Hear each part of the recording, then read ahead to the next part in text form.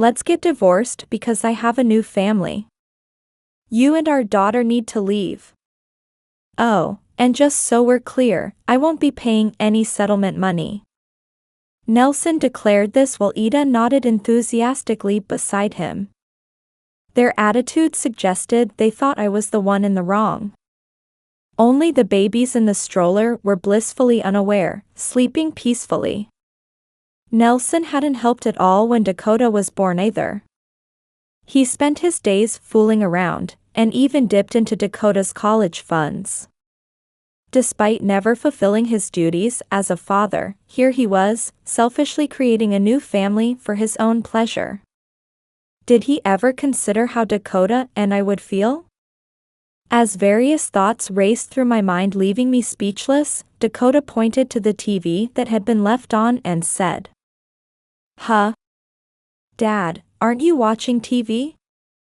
At those words, Nelson burst into shouting. My name is Angela. I'm in my 50s and a housewife. I live with my husband Nelson and our daughter Dakota. I met Nelson at the company I joined after graduating from college. If there's anything you don't understand, don't hesitate to ask. Although I had been assigned a senior employee as my trainer, I was nervous and inexperienced, struggling to speak up. That's when Nelson approached me with those kind words.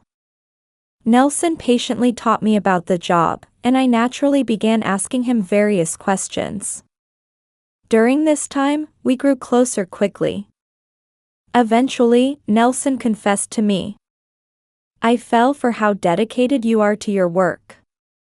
Would you go out with me? I'd love to. Since I had feelings for Nelson too, we started dating and quickly got married. A few years later, we were blessed with Dakota. However, not every day was happy. In fact, it wouldn't be an exaggeration to say those days were filled with pain. The cause was Nelson's infidelity. This happened when I was pregnant with Dakota. Until then, Nelson had treated me very preciously, and when he learned I was pregnant, he even said thank you with tears in his eyes. I had severe morning sickness, to the point where just smelling food would make me nauseous.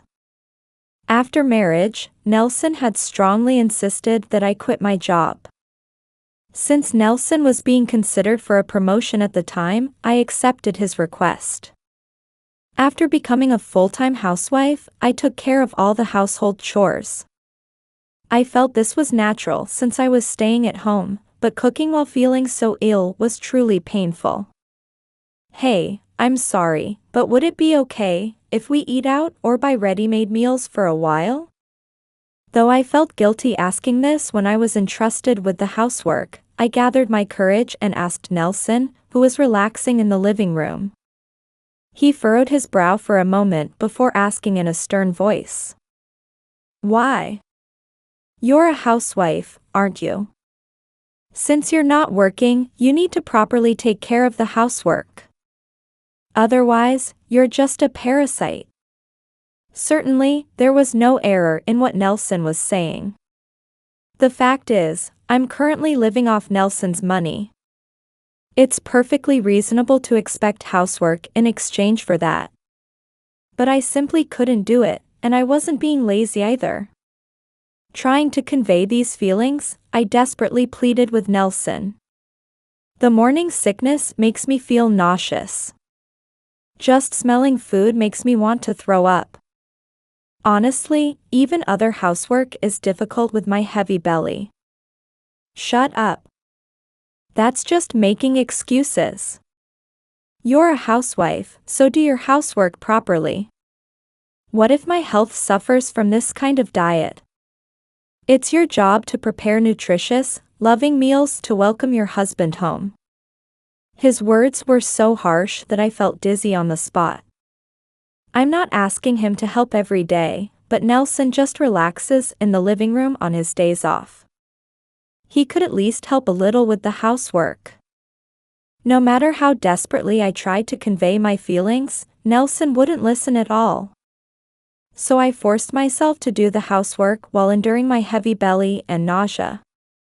Though it was a continuous hell, when Dakota was born, I felt both relief that the painful days were finally over and was moved by the sight of Dakota crying in the delivery room. Nelson said he was working and wouldn't even come to the hospital when I contacted him, let alone be present for the birth. The nurses looked somewhat uncomfortable seeing this, but holding Dakota made me forget all the unpleasant things. I decided from the bottom of my heart that I would protect this child for life. I would make sure she could live without any hardship. As expected, or perhaps I should say predictably, Nelson didn't participate in childcare at all. To save money for raising Dakota, I decided to put her in daycare and started working from home. Of course, I had discussed this with Nelson too. Someone like you with no skills doing work from home is hardly different from playing around. It probably won't make much money, but do whatever you want. Nelson sneered without even listening to what kind of work it was. Though I felt frustrated, I was determined to use those feelings as motivation and work hard. Papa.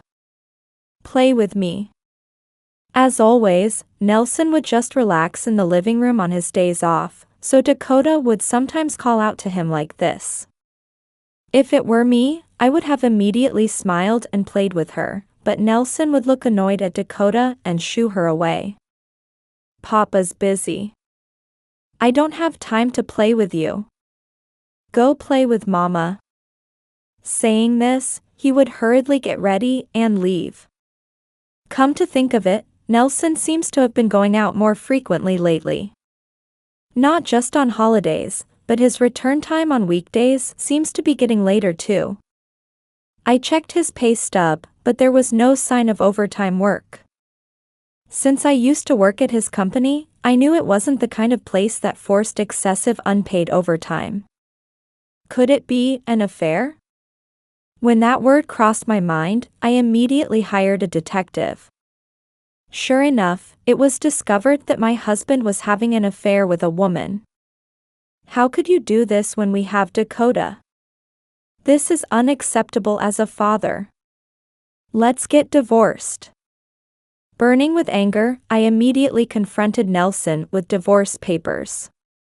However, Nelson tried to placate me, saying, "Please, anything but divorce. What about Dakota? If her father disappears while she's so young, it will affect her personality." To be honest, I had that concern. If we divorce now, Dakota would be raised by a single parent. Even if it didn't affect her personality, she might get bullied at school. However, such things couldn't calm my anger. I thought we would surely end up divorcing. That's what I thought, but something made me reconsider the divorce. It was Dakota's sleep talking. "Papa, let's play." Dakota mumbled this in a small voice while breathing steadily in her sleep.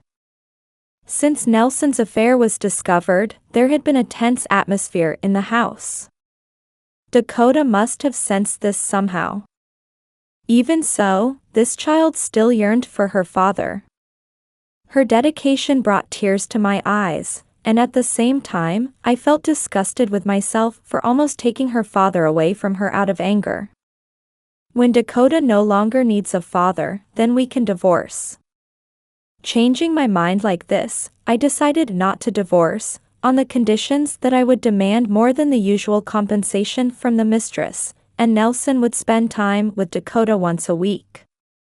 In the end, Nelson apparently paid the settlement money that his mistress should have paid, but I didn't care about that. I just wanted to deal a blow to both of them. After that, Nelson kept his promise and played with Dakota once a week. However, that didn't last long either. I wanted to complain about him breaking his promise, but now that our relationship had been repaired and we weren't fighting every day, I couldn't bring myself to dig up the past and make Dakota suffer again. Time passed like that, and we entered our 50s as a couple. Dakota had passed 20, gotten a job, and could live independently. Nelson had been on overseas assignment for 3 years, so I ended up staying alone at home during that time. Worried about me, Dakota continued living with me even after getting a job. Since starting his overseas assignment, Nelson rarely showed his face at home. Nelson's existence naturally disappeared from our lives. That day was Dakota's day off from work, and we were spending time leisurely watching TV and eating snacks. Then, ding dong, the doorbell rang. Yes? When I checked, there stood Nelson with a young blonde woman holding a stroller. At first glance, this woman appeared to be about the same age as Dakota. Twin babies were sleeping peacefully in the stroller. Not understanding what was going on just from seeing this on the monitor, I nervously but still opened the door to let them in. Nice to meet you, ma'am. I'm Ida. I'm in a relationship with Nelson. I was stunned by her words. This man had betrayed his family not once, but twice. Moreover, this time with a woman barely older than his daughter.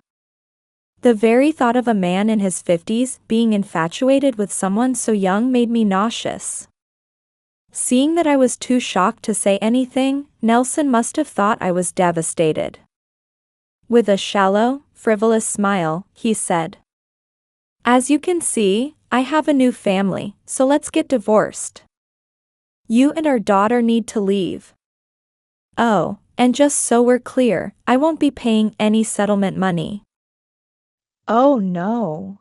Nelson, that's terrible, Ida said playfully. Nelson's eyes sparkled as if proud of what he'd said, while Ida egged him on. They both smiled at my speechlessness as if mocking me. Only the babies in the stroller were blissfully unaware, breathing steadily in their sleep. Their appearance reminded me of Dakota's sleep-talking from back then. However, Dakota, who had been quietly watching us, suddenly pointed at the TV. Huh? Dad, aren't you watching TV? At those words, everyone's attention turned to the TV. There was a news headline that read a talk of the town, female CEO. Rumors of $5 billion in annual revenue. When the camera switched to show the interview subject, Nelson suddenly started shouting. What's going on? Why are you on TV? Yes, the CEO being interviewed was me. After Dakota entered daycare, I started working from home. Though it was very small work at first, as things started going well, I established a company to help others like me find good opportunities. At first, I wasn't sure how it would go, but apparently there was unexpected demand, and our performance grew until we were listed as a public company 2 years ago. Now we're considered a dream company for people in this field, with endless job applications and work requests. Nelson turned pale when I explained this. Ida was flustered for a moment too, but seeing Nelson's state, she quickly tried to cover for him. But Nelson earns money too, right? Maybe not $5 billion, but you said you're a department head. And you have another promotion coming up, right? Hearing those words, I couldn't help but say, what? Apparently, Nelson had been telling lies to win Ida over. This person isn't a department head, just a regular employee. What? It's true that Nelson had been considered for promotion when we first married. However, those promotion talks ended. The reason was that Nelson had embezzled company money. Even if it was a small amount, embezzlement is embezzlement. Feeling sorry for Nelson, who was crying about what a terrible thing he'd done, I apologized to the president repeatedly and repaid several times the amount Nelson had embezzled, with interest. Of course, that money came from my savings. Thanks to certain connections with the president, he agreed to keep employing Nelson on the condition that he would absolutely never be promoted, after I desperately apologized. I'm truly grateful to the president, but I also think I made an unnecessary effort. In the end, Nelson couldn't get promoted after that, so naturally he couldn't become a department head. He probably lied to make himself look better to Ida. When I revealed this, Ida turned pale. Why did you lie? You weren't a department head. Just a regular employee. This is unbelievable. If I had known that, I would never have done this. Ida shouted as if throwing a tantrum. Nelson pleaded to her tearfully. I had no choice. I just wanted you to notice me. That's how much I love you. The drama between these two adults was quite unsightly. In the midst of this truly chaotic scene, Dakota brought an envelope from her room and spread its contents on the table. Actually, I knew about Dad's affair. Everyone there, including me, was surprised by Dakota's words. According to her, it started when a friend of hers spotted Nelson in Japan when he was supposed to be on an overseas business trip. After being shown photos and confirming it was definitely Nelson, Dakota immediately hired a detective to investigate. She explained the situation to my parents and used their money to cover the investigation costs, focusing on tracking Nelson's movements around where he was spotted. This revealed massive evidence of the affair. However, she couldn't bring herself to report it to me. She worried that if I received too big a shock. The mistress was someone close to her age. She felt it would deal a huge blow to my heart, so she decided to watch the situation for a while. Then this incident occurred. The table was covered with documents and photos proving Nelson and Ida's affair. Though the two turned red-faced seeing this, Dakota continued speaking. To be honest, what you're doing is the worst, Dad. Betraying Mom and selfishly creating a new family elsewhere is absolutely unforgivable. I don't have many memories of you playing with me, but I'm really disappointed in you. Dakota must be feeling indescribable disgust. I too feel it's such a waste to spend any more time with these people. I just want to settle this quickly. But for that, they need to face proper consequences. Of course I'll be demanding settlement money. And I'll be informing the president about this as well. When I mentioned the president, Nelson's face turned pale. That's understandable. The president I referred to is, of course, the president of Nelson's company. If this matter comes to light, Nelson, who had already committed misconduct, will surely be fired this time. Wait, how can you even contact the president directly? You're just a former employee. You shouldn't have that kind of authority. About that. Ida was right. Normally, even a former employee couldn't easily contact the president directly. Why was I able to do this? The answer lay in my relationship with the president. The president and my father are childhood friends. At those words, both Nelson and Ida said, "What?" I hadn't even told Nelson about this. What do you mean? I never heard about this. It's exactly what it sounds like. My father has a long relationship with the president, which is why I got a job at that company. Oh, don't misunderstand, it wasn't nepotism. Thanks to that connection, we were able to handle the situation when Nelson embezzled money, but that turned out to be meaningless. I wonder how the president will feel knowing his dear friend's daughter has been hurt this much. When I deliberately mused this way, Nelson's face turned from blue to white. That's understandable. If I say one word to the president, he could be fired immediately. Nelson is already guilty of embezzlement. If he loses his current job, he probably won't be able to find another one. In that case, he'll truly end up on the streets. Surely Ida can't support the twins and cover living expenses for the whole family on her income alone, so they'd all go down together. What's going on? I thought if I married a department head, my future would be secure. I thought I could live an easy life. Really, what are you going to do about this? Having faced reality, Ida grabbed Nelson's collar, her face red with anger. That's to be expected, he turned out to be just a liar. While being shaken by Ida, Nelson desperately tried to maintain a smile. Of course, his face was still pale. But think about it. With the power of love, we can overcome this. We have a family. Let's work hard to protect our family. I believed we could do it together, Ida. What a pathetic pickup line.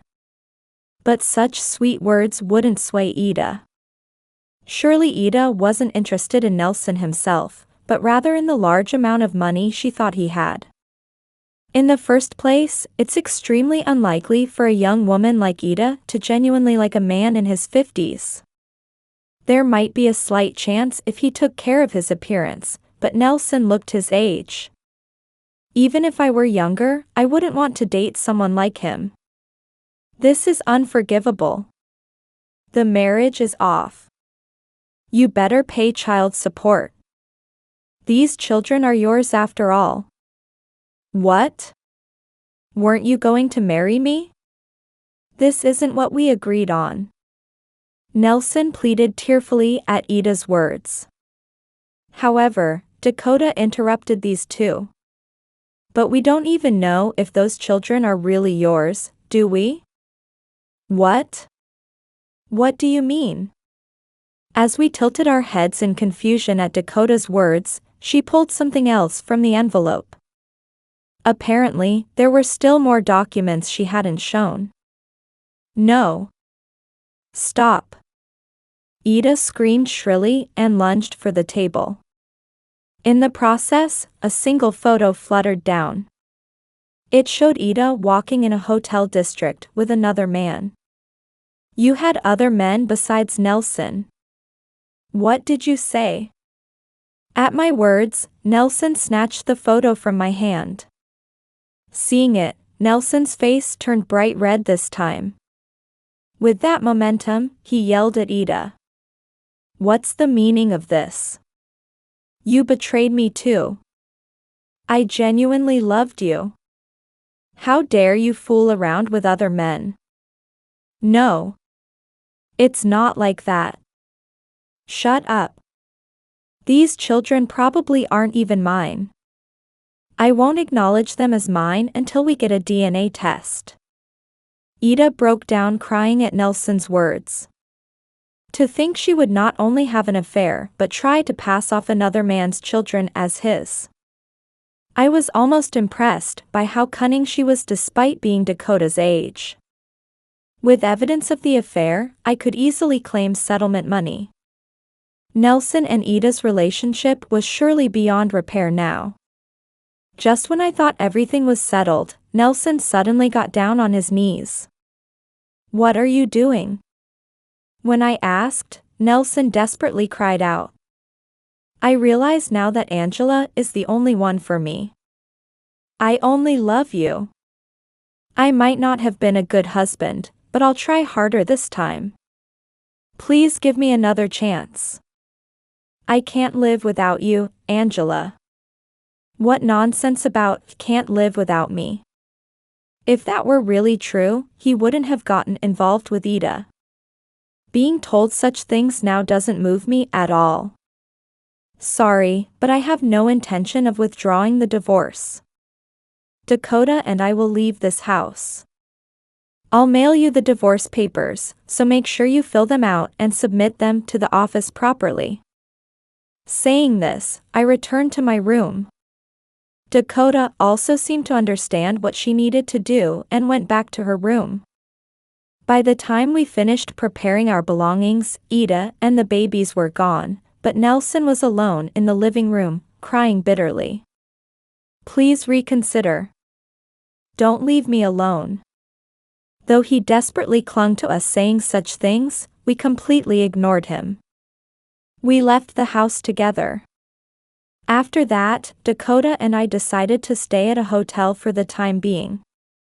We plan to move as soon as we find a house. I've mailed the divorce papers and consulted with a lawyer.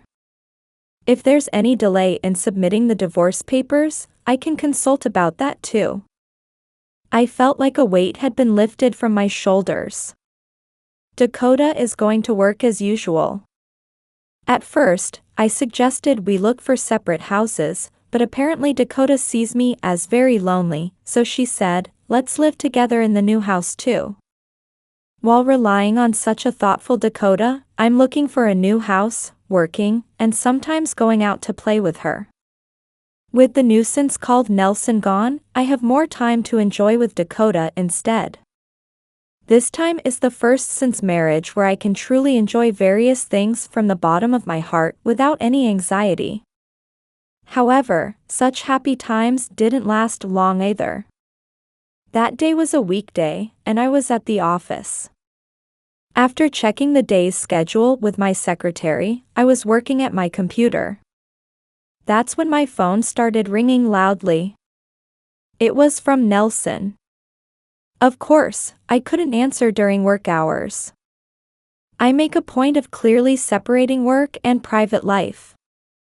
So I ignored it, but it rang again.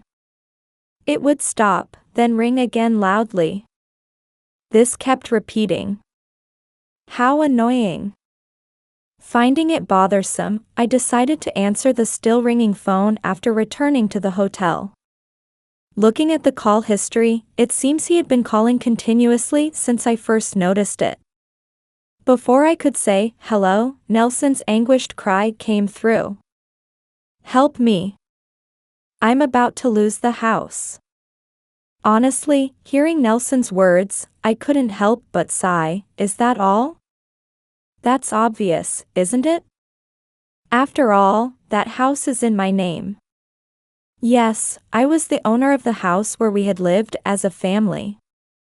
To be precise, it was initially in both Nelson's and my names. However, after Nelson's embezzlement, when promotion became impossible, we changed the registration to my name alone since he would likely struggle with loan payments. In other words, I had been paying all the house loans by myself. Since Nelson had only contributed a tiny amount, it was natural to evict him if I wasn't living there. Despite this being perfectly reasonable, he couldn't even realize that. It seems I had been spoiling Nelson for far too long. If I had expressed my will more clearly, would the future have been different? Seemingly finally remembering these events after hearing my words, Nelson desperately clung on, refusing to give up. "Please help me. The president has fired me. At this rate, I'll lose not just my job but my house too. How am I supposed to live like this? That's not my problem. Figure it out yourself.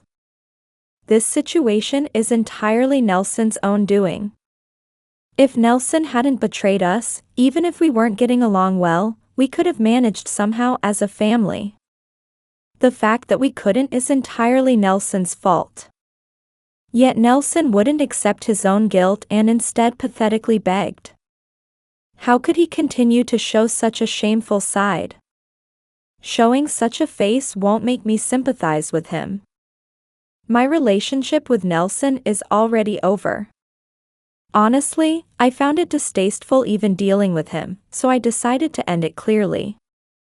If you delay submitting the divorce papers, we'll go to court. That would make it even harder to find a job, wouldn't it?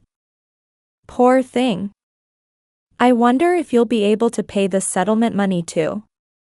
I could hear Nelson catch his breath on the other end of the phone. Then I added another blow. Oh, yes, about the president. He seemed angrier than I expected. Apparently, he's spreading word about you to various places. Good thing you're not famous. No. Please do something. If this happens, I'll Nelson's voice was colored with pure despair. I couldn't help but smile because it was so satisfying. But this too was all Nelson's fault. Nelson had continued betraying Dakota and me for years. Surely, marrying Nelson itself was a mistake. Why did I marry someone like him? From the bottom of my heart, I felt ashamed of my younger self for being attracted to Nelson. I don't care. You brought this on yourself, didn't you? Well, I'm hanging up now. I'll send you the lawyer's contact information later, so please direct all future communication there. Goodbye. Wait, Angela. Don't abandon me. After Nelson's final words, I hung up. Though the phone kept ringing multiple times after that, I immediately blocked Nelson's number, sent only the lawyer's contact information, and blocked his messages too. Now Nelson can never contact me again. I decided to tell Dakota to block his contact information too, feeling relieved that things were finally settled. According to what I heard from the lawyer afterward, though Nelson initially resisted submitting the divorce papers, he quietly submitted them when told it might go to court. However, things didn't end there. To pay the settlement money to me, Nelson borrowed a large sum from suspicious sources. You might wonder why he went to such places, but after this incident, his parents-in-law had given up on him. I had already spoken with his friends beforehand, so Nelson had nowhere to turn to, resulting in him having to resort to such places. Though he managed to pay the settlement money, Nelson couldn't repay his loans, and I heard through the grapevine that he was taken away by some suspicious people and is now working on a fishing boat somewhere at sea. I also demanded settlement money from Ida. However, it was all paid by Ida's parents. Though I thought I might not have dealt her much of a blow, that wasn't the case. Her parents were so enraged by this incident that they now manage all her income too. As a result, despite being young, she can't freely use her own salary, and her beauty is fading rapidly. By the way, those babies indeed turned out not to be Nelson's children. They're now being taken care of by Ida's parents. When I met them once with the lawyer present, they seemed like decent people, so I'm sure those twins will grow up fine. I secretly felt relieved about that. Since then, I've been spending my days leisurely while working. Actually, Dakota also works at my company as an office worker. Though I don't intend to show favoritism just because she's my daughter, Dakota is quite an excellent employee and is beloved by everyone in the company. One day, this Dakota told me she had something to talk about. Though I worried what it could be, hopefully not misconduct, I smiled when I saw the young man standing next to her. I've decided to get married. Dakota said this shyly. As a parent, I think I've caused her a lot of hardship. She must have had many painful experiences. Still, she grew up to be such a fine person as my daughter, and tears suddenly fell at her happiest announcement in the world. Oh, Mom, you're jumping the gun. Save that for the wedding ceremony, right? Dakota took out a handkerchief and wiped my tears. Seeing me cry so ungracefully, the young man standing next to her also smiled, saying, "What a wonderful mother." There were many painful things that made me want to run away. But I was able to overcome them because Dakota was there. I intend to continue being a person who won't bring shame to her as her mother.